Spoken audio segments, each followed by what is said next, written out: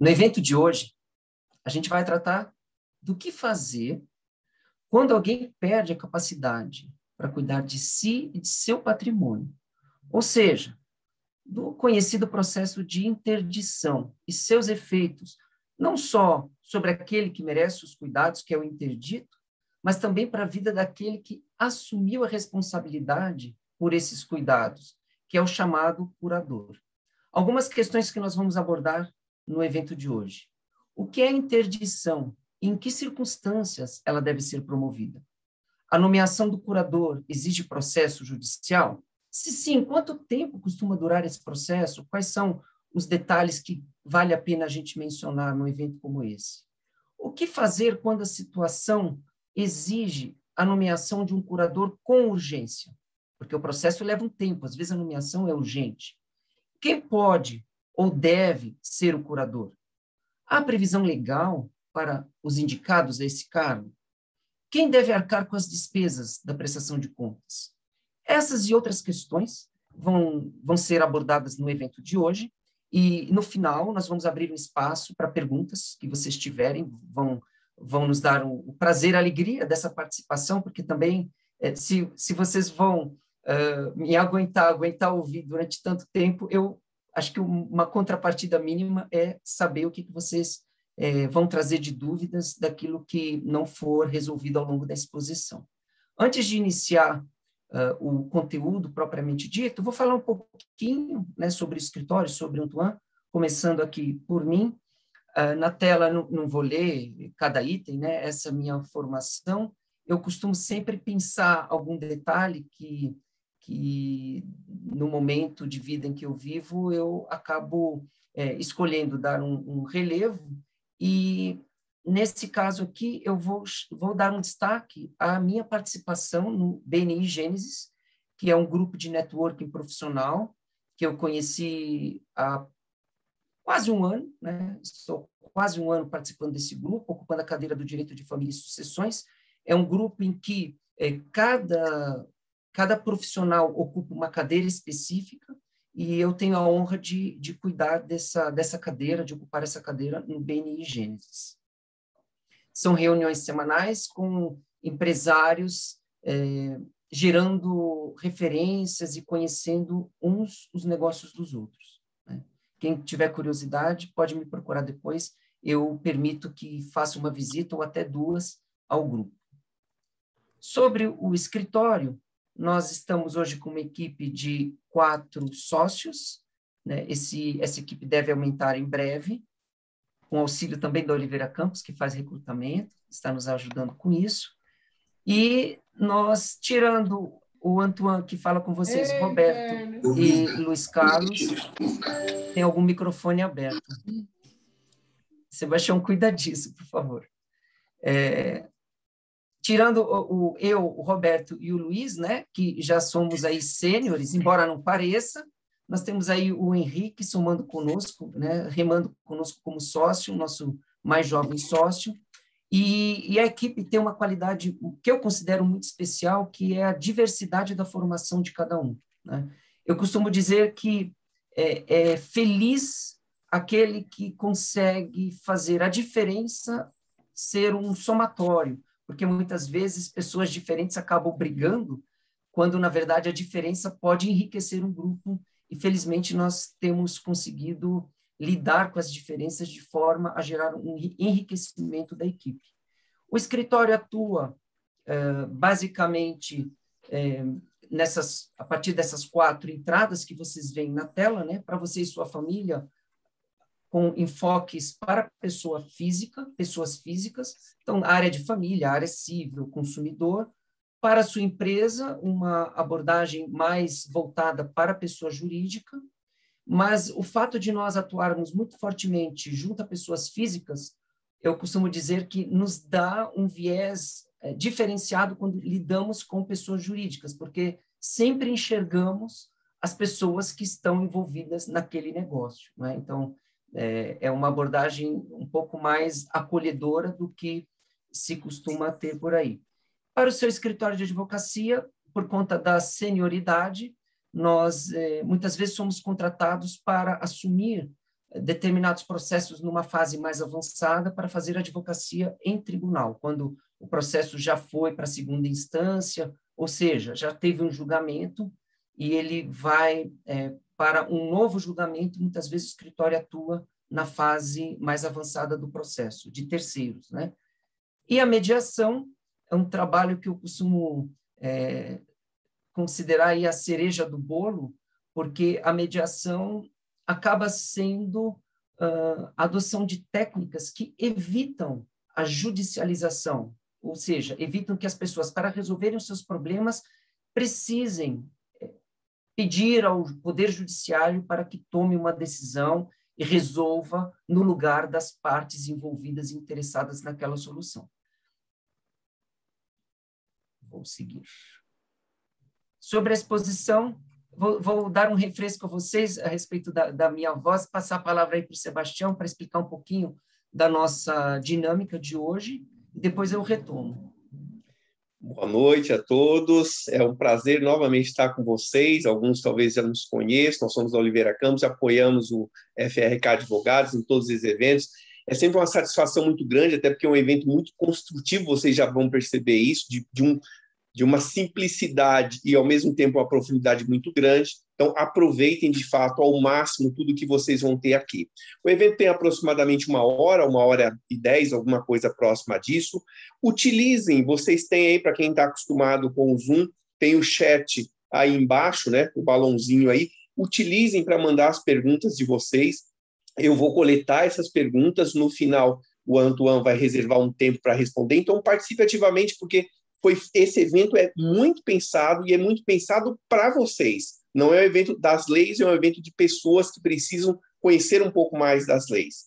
No final, principalmente amanhã, nós devemos enviar o link da gravação. Esse evento está sendo gravado e nós mantemos essa gravação num determinado local e vai ser mandado um link para vocês. No final desse evento, aliás, grande momento, tem um sorteio bem bacana que o Antoine vai fazer. Aproveito também para convidar vocês, por favor, se puderem responder uma pesquisa que nós vamos colocar o link no chat ao final do encontro, respondam, porque lá, inclusive, tem os temas que a gente gostaria ou pensa que seriam interessantes serem tratados no próximo encontro, e você pode escolher o tema que mais lhe parece interessante. Sejam, de novo, muito bem-vindos e está contigo, Antônio. Obrigado, Sebastião. Então, vamos lá. Tem mais esse recado, né? As perguntas, porque nós percebemos que muitas vezes os participantes fazem mais perguntas do que o tempo que nós temos permite responder. Então, nós trouxemos o conceito do webinar em resumo, que seria na próxima quinta-feira, num horário um pouco mais avançado, com duração máxima de 20 minutos, tratando especificamente das perguntas que restarem do evento de hoje, tá bom? A gente vai enviar o link para esse webinar em resumo, que é feito no YouTube, não no Zoom, para vocês, porque nós temos aí os dados de vocês quando vocês se inscreveram nesse evento. Então, vamos para o evento de hoje. Eu gosto sempre de apresentar a estrutura, como o evento se divide, para que vocês tenham uma noção de onde nós estamos a cada passo da apresentação e terem uma ideia do que vai ser abordado. Vou falar brevemente do vulnerável, um conceito importante para nós entendermos a questão aí da interdição, do curador, e explica muito das dificuldades que o curador encontra no exercício da sua função. Esse conceito vai ajudar, do vulnerável. Hipóteses de interdição, né? Em que hipóteses a interdição é cabível. Aspectos do processo judicial, evitando, não se preocupem, vou evitar palavras técnicas, usar um palavreado bem simples. Obrigação de prestar contas. Então, eu diria que a apresentação ela tem duas partes. Primeira parte, itens 1, 2, 3, e a segunda parte, itens 4 e 5. Na primeira parte, nós vamos falar da interdição, do curador, quando é nomeado, como é nomeado, e na segunda parte, que é a obrigação de prestar contas de saldo, credor, devedor, e agora, o que acontece quando alguém já é nomeado curador, qual é a obrigação que ele assume e os cuidados que ele precisa tomar. Infelizmente, a maioria das pessoas aprende isso com sofrimento, né? Descobrindo que deveriam ter feito o que não foi feito, e nós vamos falar sobre isso. Essa é uma das razões de esse ter sido um tema escolhido para o evento de hoje, justamente para gerar esse tipo de informação para o grande público, evitando dores que podem ser dores que com uma informação não ocorreriam. Vulneráveis do ponto de vista legal. É importante a gente trazer aqui a cena, a consciência, a ideia de que, para o direito, existem grupos de pessoas que são conceitualmente consideradas vulneráveis. O consumidor em relação aos prestadores de serviço ou fabricantes, por exemplo. Quando eu digo que o direito considera determinados grupos como vulneráveis, isso significa que o legislador, aquele que produz a lei, quando ele cria uma determinada lei olhando para o grupo que ele considera vulnerável, ele cria essa lei com um enfoque específico. Qual é o enfoque? O enfoque de fornecer às pessoas que fazem parte desse grupo dos vulneráveis uma ferramenta de defesa, de proteção. Logo, diferentemente do que nós temos como um conceito geral de igualdade, né, todos são iguais perante a lei, mas a própria lei elege alguns grupos, e ao considerar esses grupos como vulneráveis, ela dá a eles ferramentas de proteção. Isso significa que, ao usarem dessas ferramentas, eles passam a ocupar uma posição de força na relação daquele que é considerado forte. Não é por acaso que, com relação ao consumidor, o código se chama Código de Defesa do Consumidor. Por que é um código de defesa? Porque o consumidor é considerado vulnerável. Em relação a quem? Aos prestadores de serviço e fabricantes, né? Então, quem já lidou com questões envolvendo consumo, na qualidade do consumidor, entende o que eu estou dizendo, né? Existem muitas compensações que o consumidor recebe da lei por ser considerado vulnerável. A mesma coisa o trabalhador em relação ao seu empregador, né? É comum a gente ouvir as pessoas reclamarem da justiça do trabalho como uma justiça desequilibrada, que protege o trabalhador, né? Muitas vezes as pessoas ficam ressentidas com o juiz do trabalho, né? Porque puxou sempre a sardinha, a brasa para a sardinha do empregado e tal, mas isso não acontece por acaso, porque no sistema jurídico, o trabalhador, o empregado, é considerado vulnerável em relação ao seu empregador. Então, o sistema é um sistema que procura compensar esse desequilíbrio de forças. A mesma coisa o menor de idade, a mesma coisa o idoso e assim por diante, né? Por que é importante trazer esse assunto para um evento que trata do interdito? Porque a pessoa que sofre interdição, e nós vamos ver quais são as circunstâncias que autorizam o procedimento de interdição, as pessoas que sofrem interdição e têm nomeadas para cuidar delas um curador, elas são consideradas vulneráveis.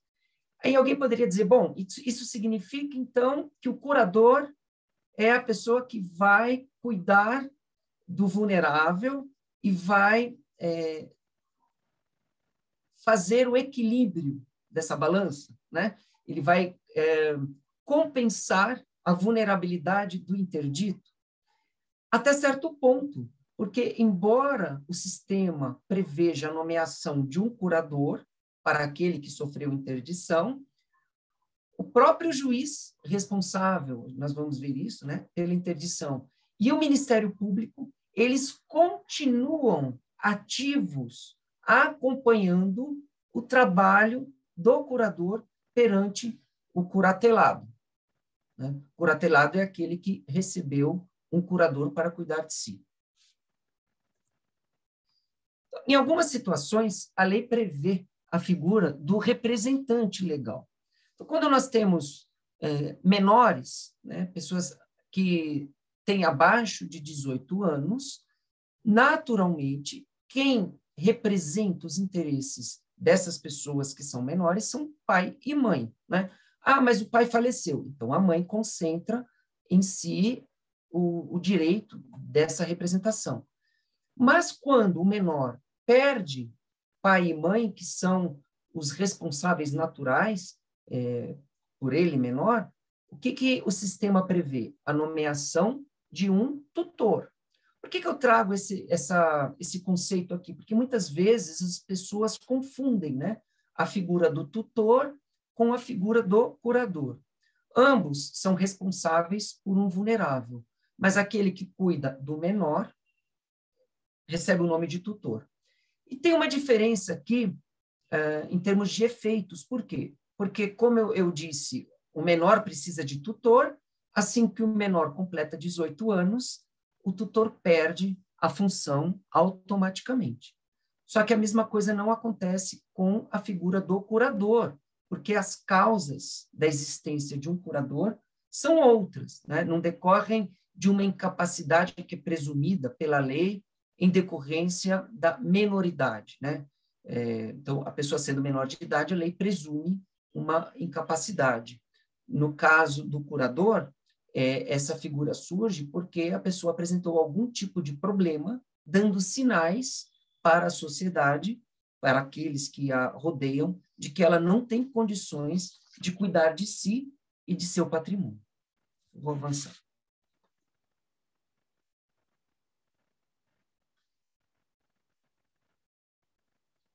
Do ponto de vista jurídico, quais são as hipóteses de interdição? Se nós formos tomar um conceito genérico para não esquecermos, né? Vamos lá, uma dica, o que seria uma frase simples, curta?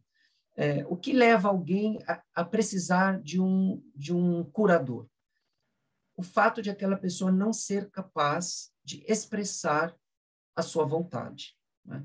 Então, em que situações isso ocorre? Quando existe transtorno, algum transtorno mental que comprometa a expressão dessa vontade, né? Esse transtorno pode ser transitório ou permanente.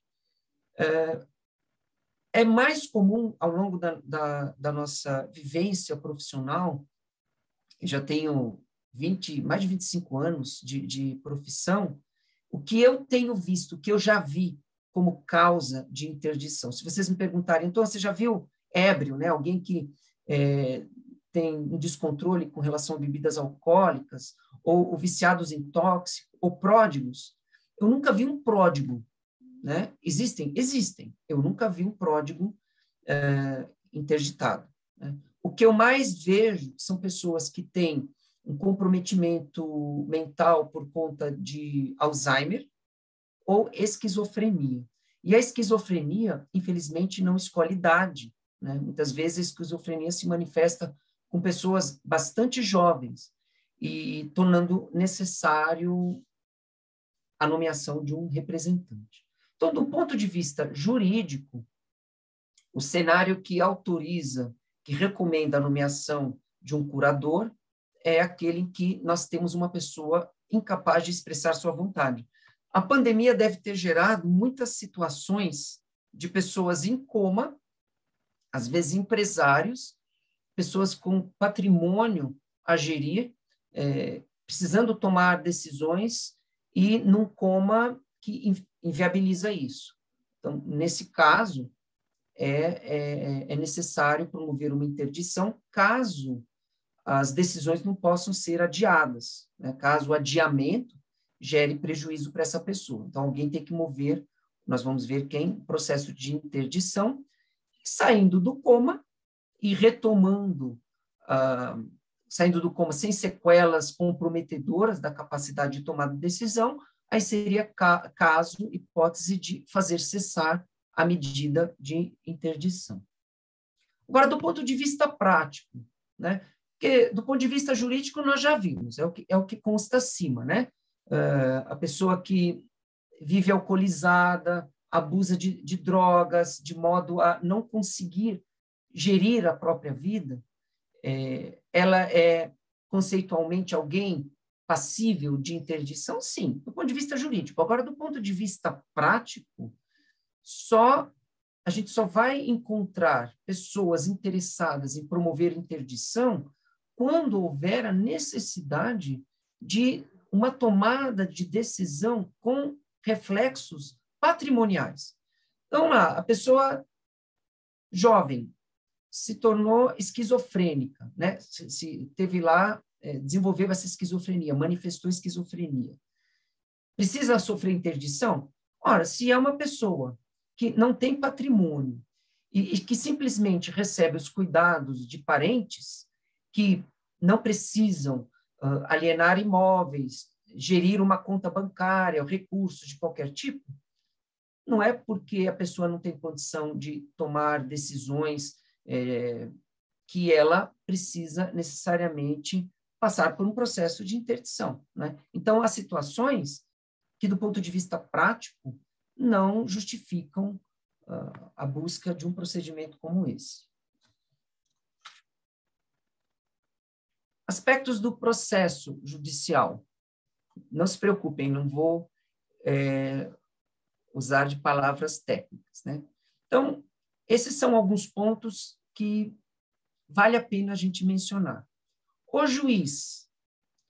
Então, eu já estou dizendo aqui, nas entrelinhas, que a interdição depende de um procedimento judicial. É uma ação judicial, uma ação de interdição. Quando eu falo em ação judicial, significa que necessariamente eu vou precisar contratar um advogado que provoque um juiz, né, que entre com essa ação. E quem seria o juiz? A lei prevê que o juiz responsável por analisar o pedido de interdição, porque é feito um pedido. Quem faz o pedido? Um parente próximo, né? Aqui seria o item 3, candidato a curador. Um parente próximo. Alguém vai perguntar, mas, Antoine, que parente? Aí eu diria a vocês que a prática resolve isso normalmente com relativa facilidade. Por quê?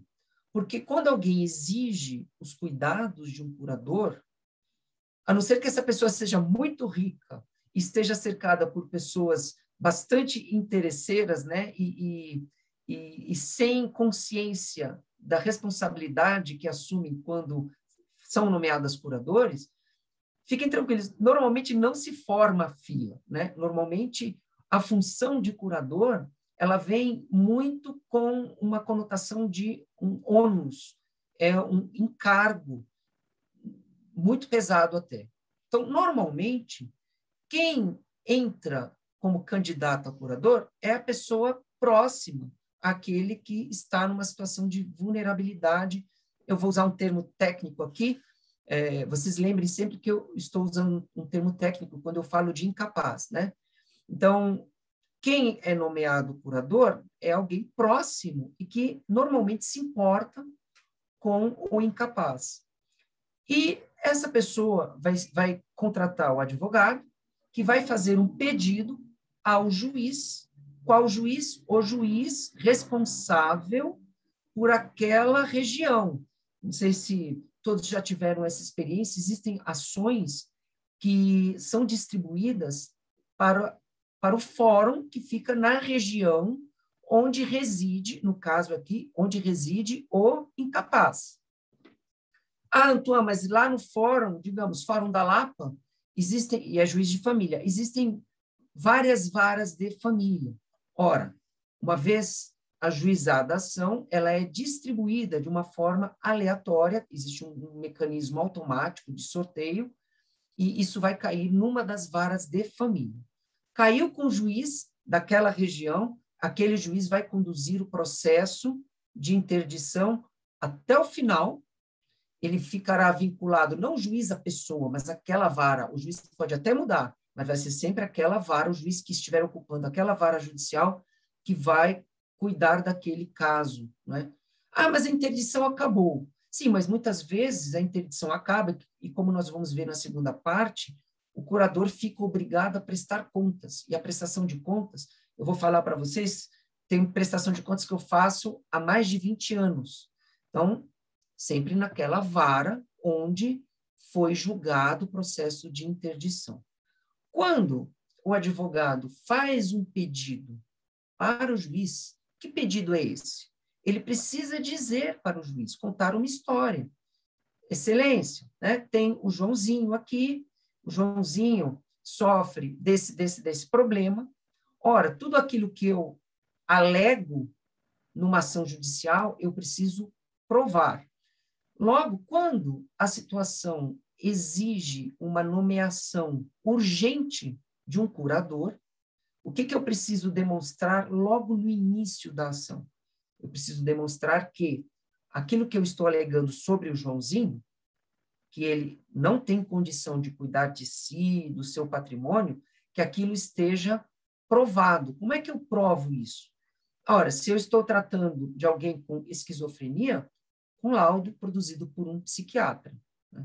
Como normalmente são casos envolvendo problemas mentais, normalmente isso passa por uma consulta, por um laudo psiquiátrico.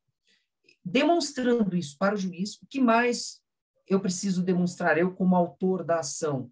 Eu preciso demonstrar meu vínculo, porque se eu peço ao juiz para que ele me nomeie curador e faça isso de uma maneira urgente, a gente chama isso de liminar, né, liminarmente, eu preciso demonstrar o meu vínculo. Então, normalmente, quem ingressa com esse tipo de ação é quem tem um parentesco muito próximo. Normalmente, cônjuge, né, marido ou esposa, ou companheiro, companheira, porque são pessoas que convivem diariamente com a pessoa que exige cuidados, não poderia haver perfil mais adequado. Pode ser mãe, ou pai, ou irmão, ou outro tipo de parente. Mas também, na hipótese de a pessoa não ter ninguém, digamos que alguém foi abandonado numa instituição onde fica internada por longo tempo, né? O próprio representante dessa instituição pode ingressar com essa ação, se isso se fizer necessário para uma representação dos interesses do incapaz. Como eu disse para vocês, nem sempre a situação prática obriga a existência desse curador. Bom, falamos do juiz. O Ministério Público. O Ministério Público, a lei prevê que é uma figura presente o tempo inteiro no processo de interdição, e ele atua como fiscal.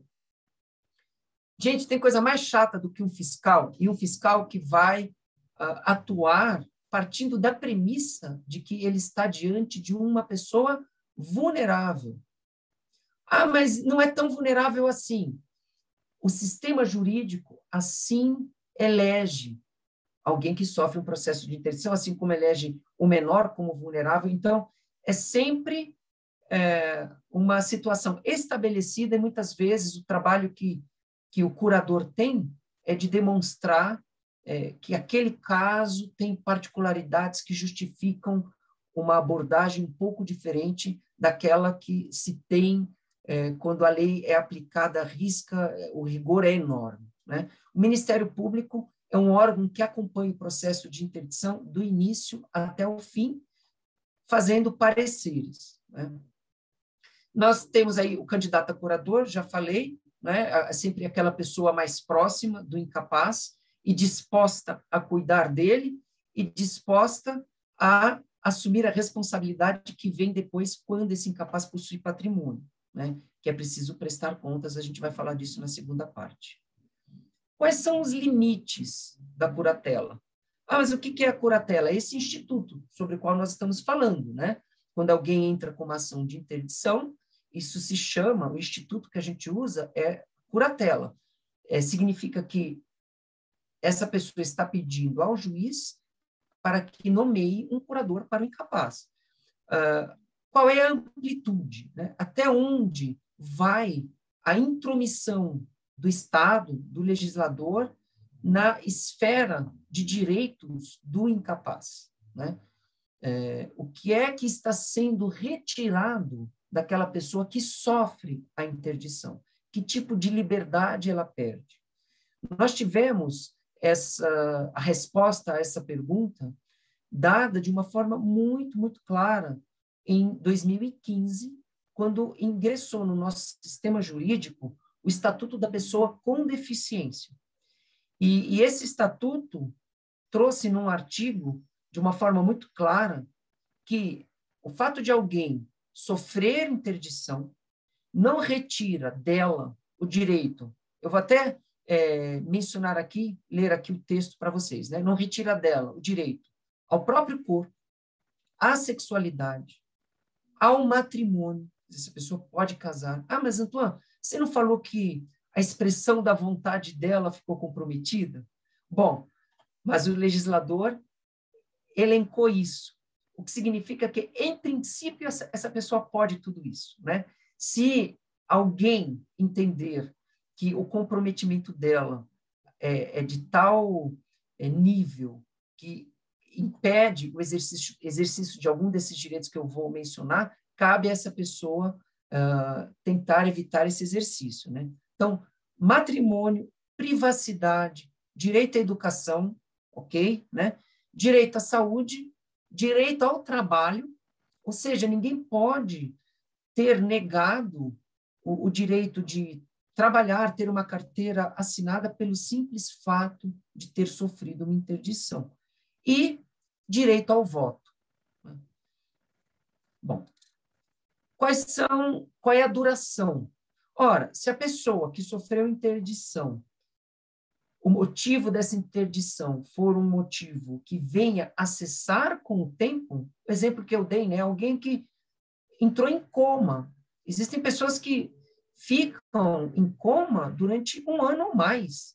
Isso, se essa pessoa tem patrimônio, pode levar a família a mover uma ação de interdição? Sim. Ah, mas depois de 1 ano, 2, saiu do coma e voltou a ter condições de cuidar de si.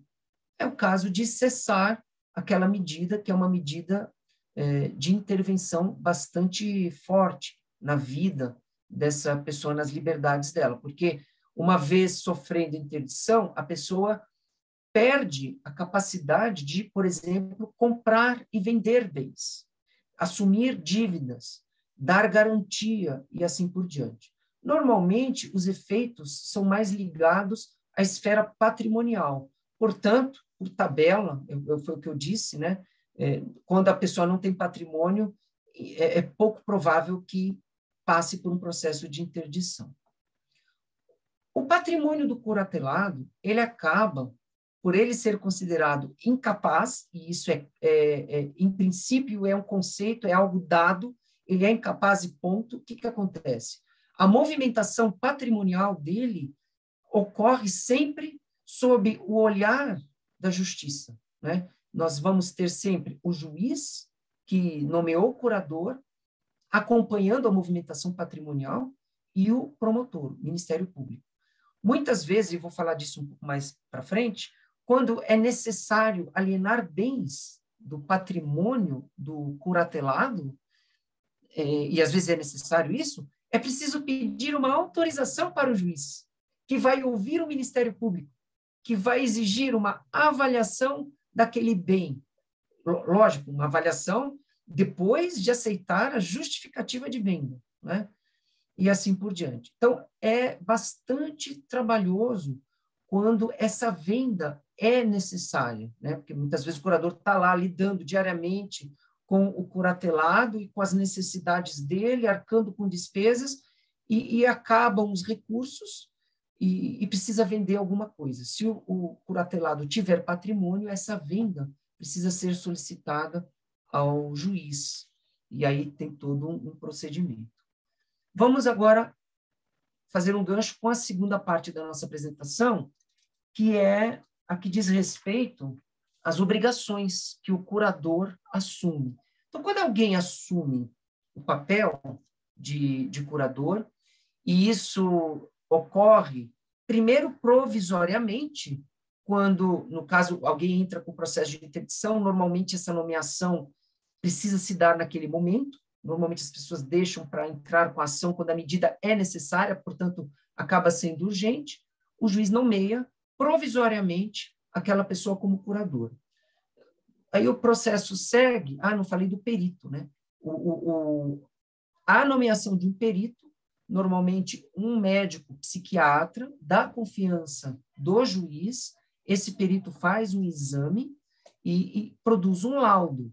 Esse laudo é avaliado pelo Ministério Público e pelo juiz e define os limites, né? Até onde deverão ir os poderes do curador. Normalmente, são poderes gerais em relação à gestão de patrimônio. No fim do processo, se o juiz julgar a ação procedente, o que é julgar a ação procedente? Não, esse processo realmente era necessário, é necessário nomear curador para essa pessoa, então eu vou acolher o pedido do autor da ação. Então, o juiz nomeia definitivamente aquela pessoa como curadora do incapaz. Então, primeiro a nomeação é provisória, no fim do processo a nomeação é definitiva. Quando é que se inicia a obrigação do curador com relação a guardar documentos envolvendo a gestão do patrimônio do incapaz? Quando ele é nomeado curador. Não definitivamente, quando ele é nomeado provisoriamente, porque aí ele passou a ser responsável pela gestão do patrimônio e, como responsável, ele precisa ser capaz de prestar contas. Vamos para o nosso quarto momento aqui. Obrigação de prestar contas. Aí surgem dois momentos críticos, né? Eu, infelizmente, cansei de me deparar com pessoas curadoras que se surpreenderam com a notícia de que elas teriam de prestar contas, né? E muitas vezes essa surpresa acontece 3 anos depois da nomeação como curador especial. Porque há quanto tempo dura o processo de interdição? Pode durar 1 ano, 1 ano e meio, 2. Normalmente não dura mais do que 2 anos, né? Depende se alguém contesta, às vezes o próprio incapaz contesta a ação, né? O incapaz, ele tem, se ele não nomear advogado, a lei prevê que o juiz nomeará um advogado, que é chamado curador especial, que é um advogado que vai fazer a defesa daquele incapaz. É uma maneira de garantir que o processo de interdição só prossiga se houver consistência, se houver realmente, efetivamente, a demonstração da sua necessidade. Bom, então o curador foi nomeado, passaram-se 2, 3 anos, e ele não se preparou para prestar contas. Esse ano, peguei o caso de uma senhora que simplesmente não sabia da obrigação de prestar contas. E aí não tinham passado 2 anos, tinham se passado 5 anos. Aí, 5 anos depois, você virar para a pessoa e dizer para ela, olha, você precisa juntar os documentos e apresentar para o juiz. A pessoa não guardou. Existem documentos, isso é cada vez mais comum, sabem aqueles comprovantes, quando você faz alguma compra, sabe aquele papel térmico? Às vezes a pessoa guarda e não guarda direito e passa 1 ano, 2, aquilo apaga, né? A pessoa guardou o documento, mas ele apagou com a ação do tempo. O que é preciso fazer? Se você sabe que você vai ser obrigado a apresentar, ou você escaneia, ou você tira uma cópia, um xerox, né? Porque aí o xerox não apaga.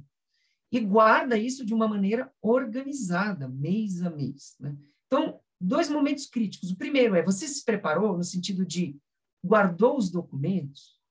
A sorte é que essa senhora, que descobriu depois de 5 anos que precisava prestar contas, ela fazia todas as compras já usando o CPF da mãe, que era a incapaz.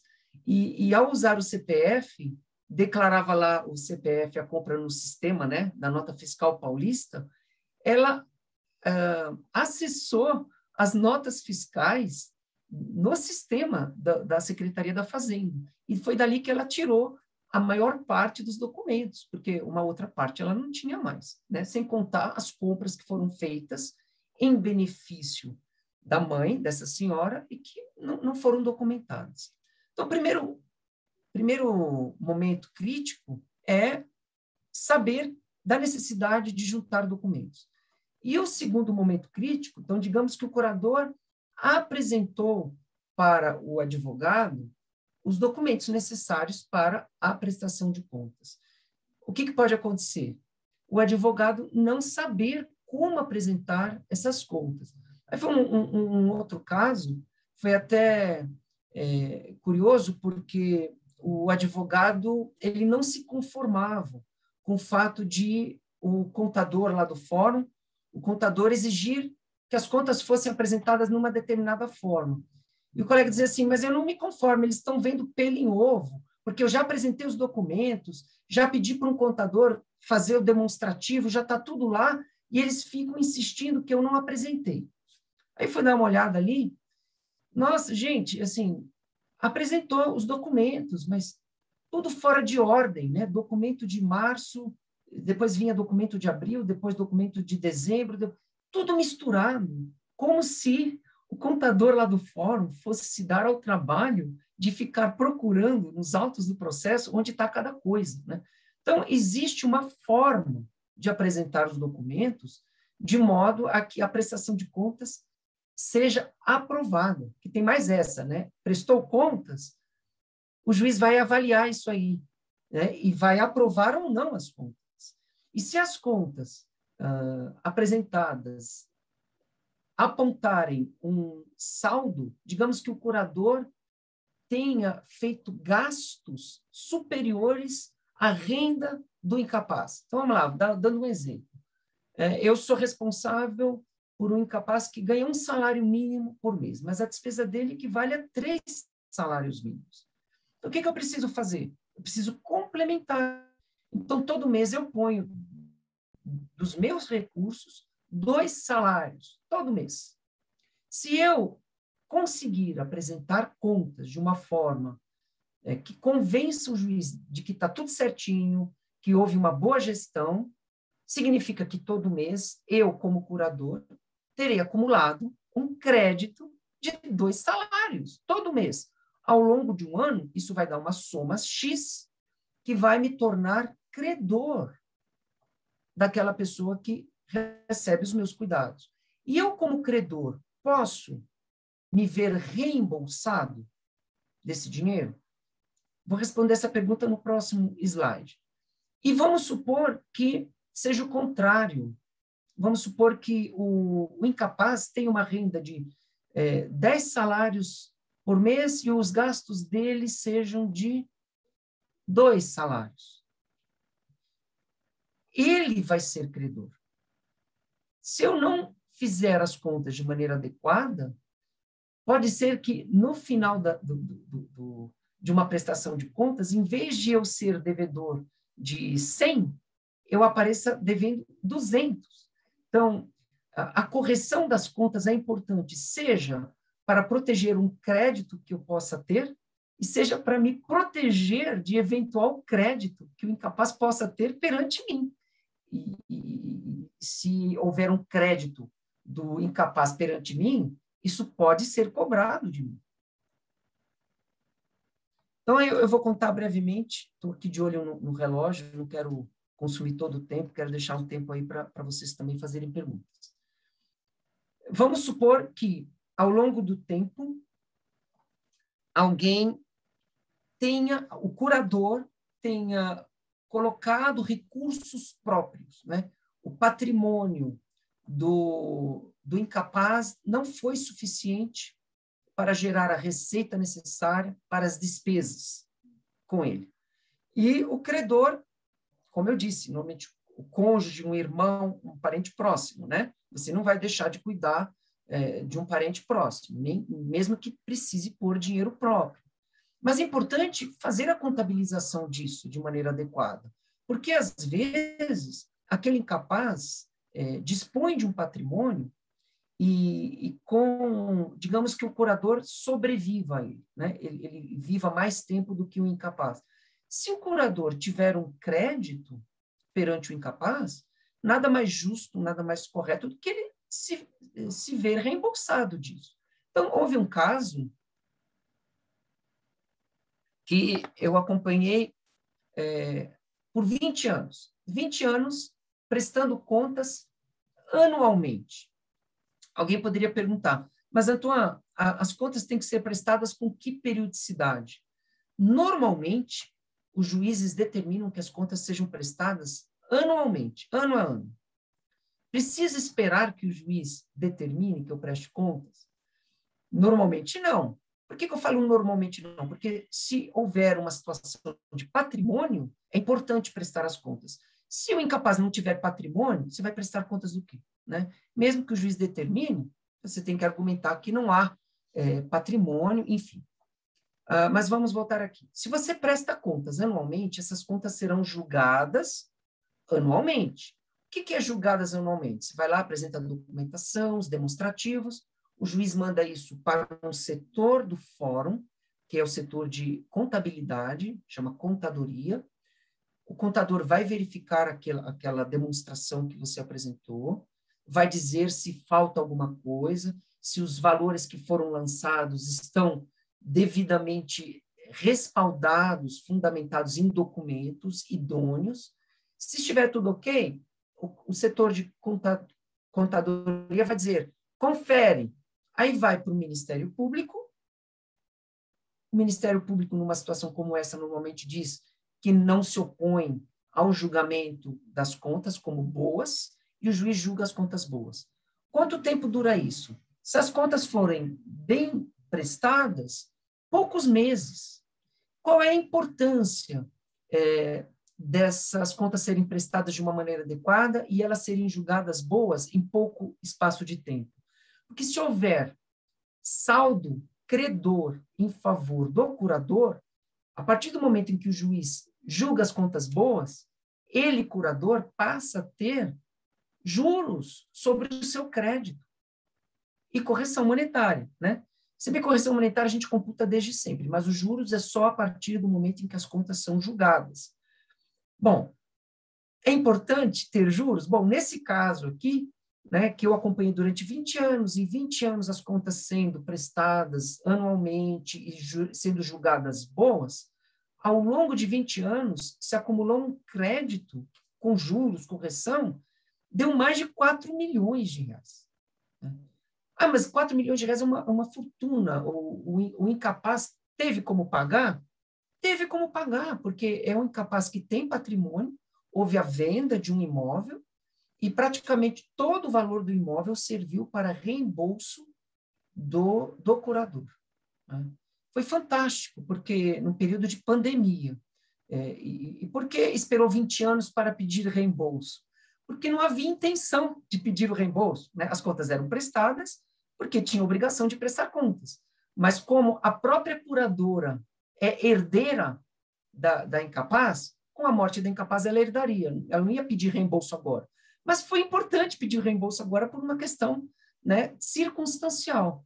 E as coisas já estavam todas arrumadas, organizadas para viabilizar esse reembolso. E se houver saldo devedor? Aí é um problemão, porque surge a necessidade de alienar bens do patrimônio do incapaz, e aí você precisa convencer o juiz e o Ministério Público de que essa venda é necessária. A lei prevê uma avaliação do patrimônio, e aí pode surgir um problema se a avaliação é feita de uma maneira a não corresponder ao valor de mercado do bem, porque normalmente a venda é autorizada, respeitado como preço mínimo o preço de avaliação. Né? Então, são desafios que requerem muito tato, muito cuidado para o seu gerenciamento. Bom, meus amigos, eu tenho certeza que não respondi a uma série de perguntas que vocês possam ter, e eu vou finalizar aqui minha fala para abrir esse espaço, para ouvi-los e E obrigado, acima de tudo, por terem aguentado os que aguentaram até aqui. Muito bom, Antoine. Temos várias dúvidas até aqui, pessoal participando bastante. Eu lembro que daqui a pouco nós teremos, logo depois das dúvidas e comentários, a gente vai ter o sorteio. Inscrevam-se lá no canal do YouTube para participar do sorteio. E vamos lá, as primeiras perguntas que eu tenho aqui, Antoine. Primeiro tem uma exclamação aí, alguém falou, eita, precisa mesmo declarar tudo, tirar cópia de tudo que está lá? Você precisa apresentar as contas ao juiz, né? Se você não tirar cópia, você precisa pelo menos escanear. Ou seja, vou colocar de uma forma mais genérica, você precisa ter isso em seu arquivo, se é arquivo digital, arquivo físico, precisa ter.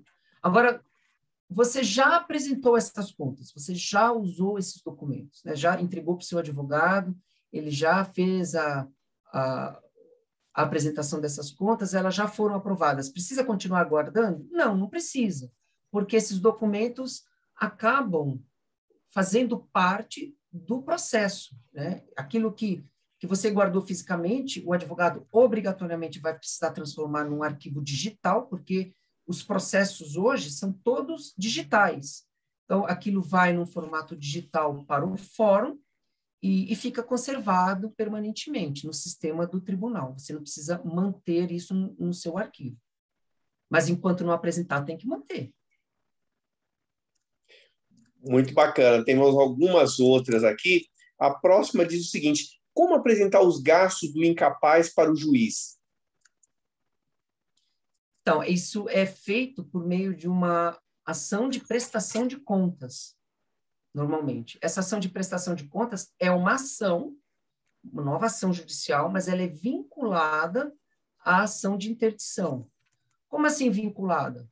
Então, vamos lá. Se o processo de interdição, que é aquele processo em que houve a nomeação do fulano tal como curador do incapaz. Aquele processo correu na segunda vara de família do fórum lá da Lapa.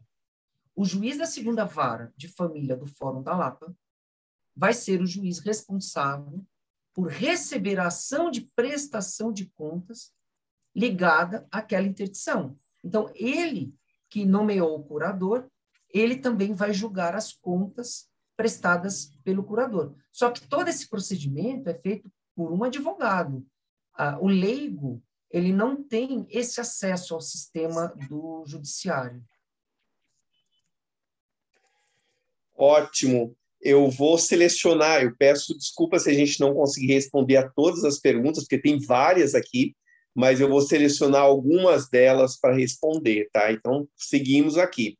Uma outra Mas aí, pergunta... Sebastião, por favor. Desculpe cortar, mas Claro. o que ficar como pergunta, né, a gente vai usar como lenha para o... Nossa, lenha foi bem antiga, né? Lenha para o webinar em resumo. Muito bem lembrado. Até porque normalmente isso acontece mesmo. Tem muitas perguntas e a gente não consegue responder todas aqui. Vamos seguir, então.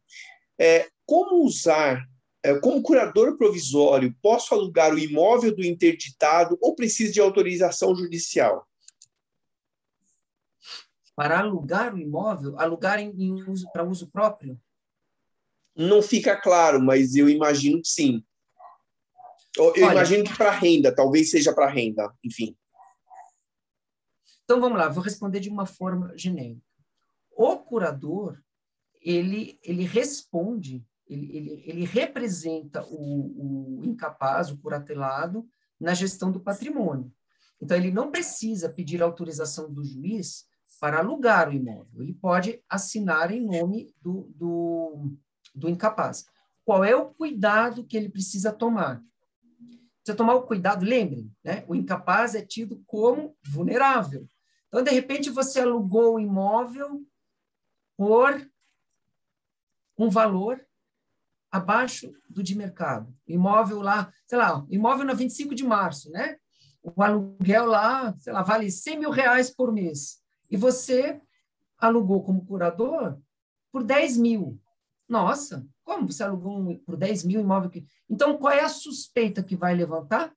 Você, curador, deve estar recebendo alguma coisa por fora e fugindo a fiscalização. Então, muito cuidado para que todos os passos que o curador venha a dar como representante do curatelado, eles não só sejam idôneos, mas eles precisam também ter essa aparência. Porque às vezes a pessoa está lá, o mercado em crise, precisou alugar, deu um descontão. Cuidado, se não houver um cenário de crise que justifique, você pode ser questionado, né? Então, é muito importante, eu costumo dizer que existe algo que a gente pode chamar de patrimônio moral. Muitas vezes, uma curatela se arrasta por muito tempo. Se o curador, ele, ano após ano, presta contas de uma maneira correta, transparente, com poucas exigências, porque às vezes presta contas e não está bem, aí o juiz pede para fazer de outro jeito, depois de outro. Fica parecendo que a pessoa não quer fazer direito. E se não quer, por que será, né? Começa a levantar suspeita. Então, aquele curador que ano após ano faz o trabalho direitinho, com transparência, aquelas contas que batem na contadoria, já voltam com aprovação e tudo mais, eu costumo dizer que isso cria um capital moral, de modo que esse curador sempre vai poder fazer referência ao seu histórico, né? É muito diferente aquele que diz, olha, comecei agora, daquele que diz, olha, tenho 20 anos com as contas sendo aprovadas, nunca houve problema algum. Então, isso dá uma autoridade, uma legitimidade que é muito importante no momento, por exemplo, em que você está administrando uma locação e precisa alugar com desconto, tá? Mas acabei falando muito, acho que deu para entender o espírito da coisa, né? Lembrem disso, precisa ter a aparência de negócio idôneo. Vai lá, Muito, muito legal. Eu vou selecionar, então, mais uma, só pelo andar do nosso tempo aqui, mais uma para você responder, e as demais, então, a gente responde no webinar em resumo na semana que vem. Em qual momento o curador é nomeado? Quem nomeia o curador para esse ou aquele incapaz? Essa é a pergunta fundamental. O juiz. O juiz nomeia. Ah, mas o juiz não vai nomear quem não pediu para ser nomeado. Então, vejam, o processo de nomeação de curador é um processo judicial.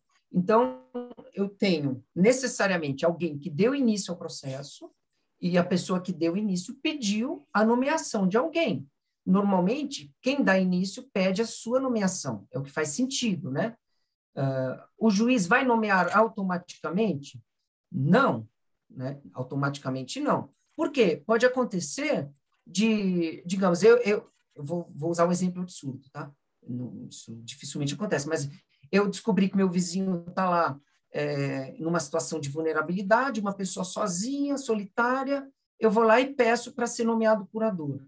Eu posso ser a pessoa mais honesta do mundo e estar guiado pela melhor das intenções, mas eu sou vizinho. O juiz vai me nomear provisoriamente curador daquela pessoa? Não deveria, né? Primeiro tem que verificar, poxa, mas é a pessoa mais adequada? Esses questionamentos não costumam acontecer quando aquele que pede sua nomeação já demonstra um vínculo estreito com aquele que precisa dos cuidados. Só para complementar, acho que vale a pena, como era uma pergunta que complementava, a última parte dessa mesma pergunta. O incapaz pode deixar documentado o nome de quem ele quer que cuide dele? Acho que é interessante isso. É uma boa questão. Veja, o incapaz, desde que ele não seja incapaz. Então, vamos lá, vamos usar como exemplo, né? Vamos lá, eu tenho na minha família um histórico de Alzheimer. E então a probabilidade de eu vir a sofrer dessa doença, digamos, seja grande. E isso acontece, assim, ainda numa idade jovem. Então eu percebo que eu corro esse risco, né, de precisar de um curador. Posso indicar alguém? Até posso. Só que tem um detalhe, né? Tem um detalhe. A nomeação do curador, ela vai levar em conta circunstâncias existentes no momento presente da nomeação. Então, vamos supor que hoje, eu ainda jovem, saudável, indique alguém. Com o tempo, essas relações sigam um rumo diferente, eu conheço outra pessoa. Então, podem surgir outros candidatos, né, à nomeação. E isso acabar gerando um problema nisso que parecia tão tranquilo, né? Mas, Antônio, você está complicando demais, né? Vamos supor que a pessoa ainda esteja, ou vai entrar para fazer uma cirurgia, e corre o risco de sofrer alguma sequela. Ela pode deixar algum documento indicando quem ela gostaria que servisse de curadora caso fique com alguma sequela? Eu creio que sim. Esse documento teria um peso determinante, no sentido de afastar do juiz a possibilidade de nomear outra pessoa? Não acho que seja determinante, não. Desde que circunstâncias levem o juiz a uma outra conclusão. Resumindo, né? Pode ser importante? Pode. Né? Você quer fazer um documento desse tipo? Faça. Isso vai prender o juiz? Vai evitar que o juiz nomeie outra pessoa? Não, não vai evitar. Vai ser um documento a mais. O peso que ele vai ter depende do contexto em que esse documento essa declaração for ser inserida. Né? O contexto é muito importante. Que outros elementos vão surgir nesse processo de interdição? Eu não sei se eu compliquei demais. Penso que ficou bem respondido, Antônio. Eu acho que o pessoal está agora ansioso para os seus sorteios e o que será que vem. Então, nós vamos sortear um exemplar. Eu sei que minha amiga Denise já leu, meu amigo Vars já leu, mas se vocês vierem a ganhar, podem presentear alguém. Né? Esse livro é um livro excepcional.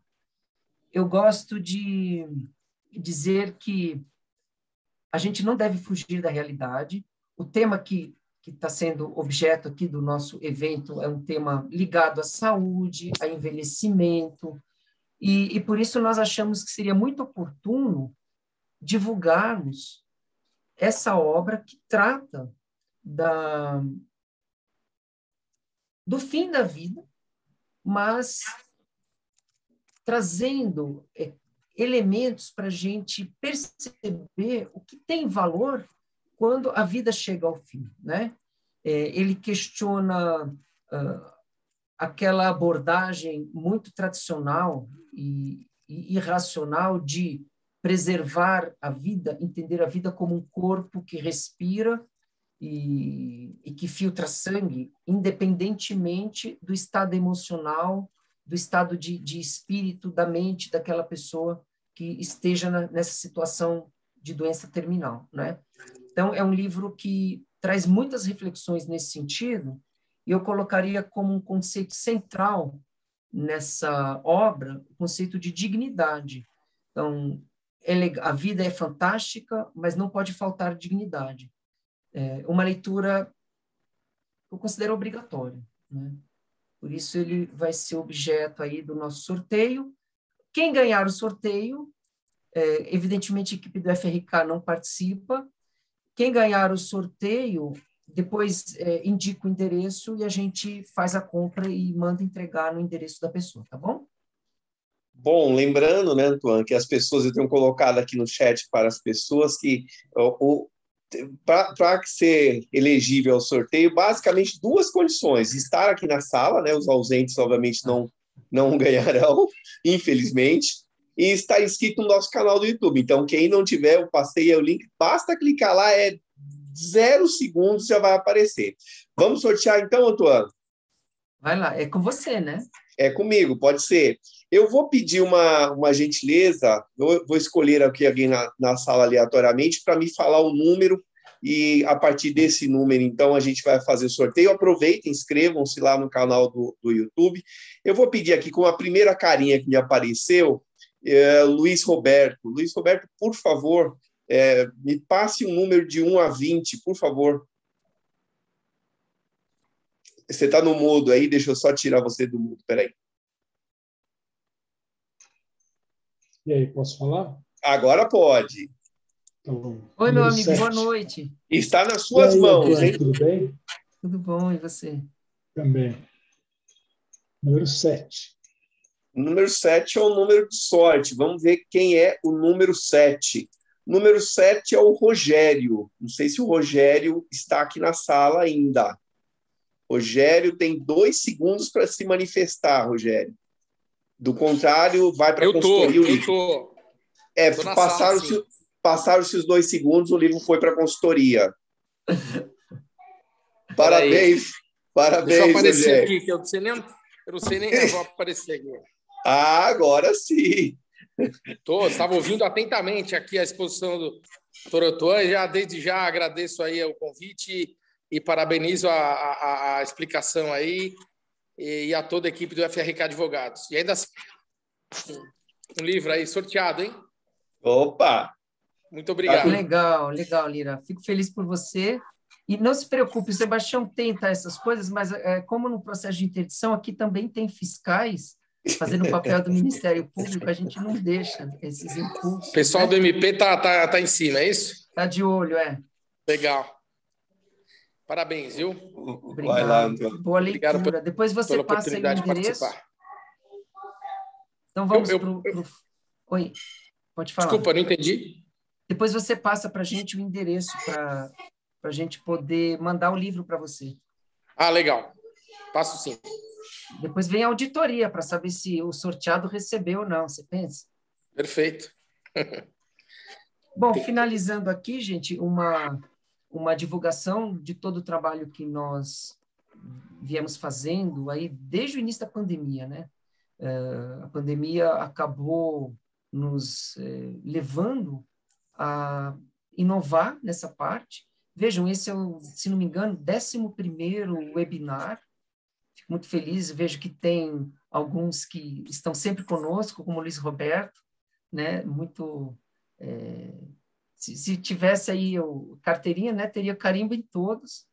E depois nós vamos divulgar o material, esse material para vocês, e com hiperlinks. Então, quem quiser acessar cada um desses eventos, é só clicar ali no material que vocês vão receber, embora esteja também no canal do YouTube. Temas variados. Nós temos também fácil acessar e baixar do site, 4 e-books. E os nossos canais, eu peço para que vocês nos honrem com curtidas e divulgação. E chegamos ao fim desse nosso evento. Mais uma vez eu agradeço, vou parar aqui de compartilhar para poder olhar para todos. Até o próximo evento, que o Sebastião não dá sossego para a gente, né? Quando eu termino um evento, ufa, aí já na próxima semana, então, quando vai ser o próximo? Então, isso é bom, porque está sempre nos desafiando. E a pesquisa, né? Eu não sei se já foi colocado já, para a gente poder ter aí um norte. O meu desejo é que o próximo evento eu possa fazer em parceria com minha amiga Mari Forcione, né, que está aqui assistindo, prestigiando. Vou ficar torcendo, viu, Mari, pelo resultado da pesquisa, porque a Mari trabalha com seguro de vida, mas é um seguro diferenciado. Eu gostaria muito de ter a oportunidade de fazer um evento dividindo os conhecimentos dela com vocês e mostrando como esse casamento pode ser frutífero, né? O jurídico com o planejamento financeiro. Bom, gente, é isso. Obrigado mais uma vez. Alguém quer falar alguma coisa para não ficar parecendo que a gente não tem uma postura acolhedora? Emília, bem-vinda. Para parabenizar vocês mesmo pelo evento, viu? Gratidão por tratar de um assunto tão importante. Foi um prazer, Mari. Obrigada pela sua presença. Agradeço. Estou vendo, Maria Amélia está fazendo faculdade de Direito através dos webinários do FRK. Bem-vinda, Maria Amélia. Boa noite, gente. Obrigada, Antônio. Boa noite. Com certeza. Já falei que eu vou acabar trabalhando uma hora com você, hein?